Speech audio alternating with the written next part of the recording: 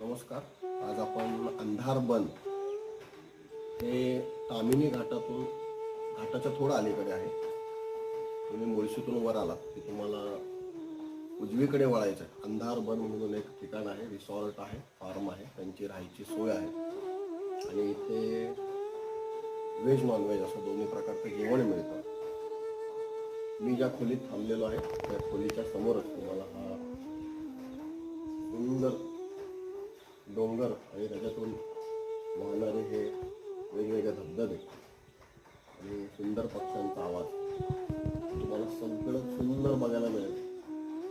आणि इथे तसे त्यांचे चार्जेसही खूप नॉमिनल आहेत. त्यांचा संपर्क तुम्ही नेटवर करू शकता. अंधारबन असं त्याचं नाव आहे.